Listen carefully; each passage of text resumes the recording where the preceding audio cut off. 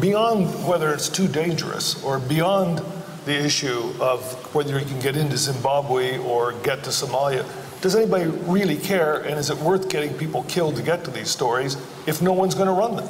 As long as we are third-rate in our job, then people will not read our newspapers and not listen to us on television or radio. As long as journalism, as it does particularly in this country, kowtows to power, sucks at the hind tit of power, wants to be close to power because it wants access. American official sources say, official sources say, official sources say. As long as it does that, your newspapers will not be read, and they don't deserve to be read. It was that very fine Israeli journalist, Amira Haas, who made the point to me 3 years ago. Our job is to monitor the centers of power, to challenge power, all the time, whatever the cost, even if they hate us for it. And if we don't do that, our countries will go to war and they will lie to you about why they're going to war, as they did to you in this country, and as Mr. Blair did to me in my country. Because we didn't do our bloody job.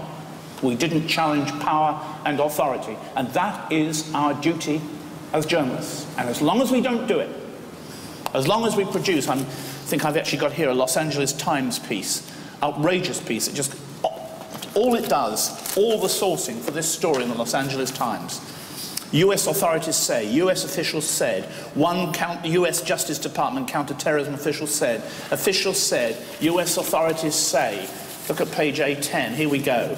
Several US officials said, those officials said, the officials confirmed, American officials said. I haven't even gone halfway through it.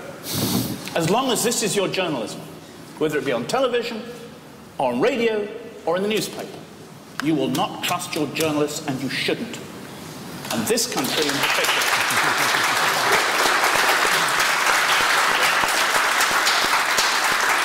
And this country in particular. Whether it's because of ghosts from the 1940s, I don't know.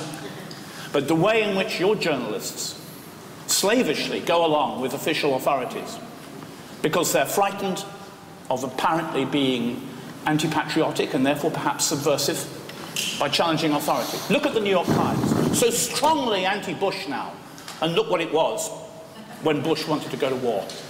An outrageous newspaper. Frankly, the New York Times is so frightened of the Israeli lobby that I find its coverage of the Middle East incomprehensible. I don't read the New York Times. It's not worth it. And that is what will destroy our profession.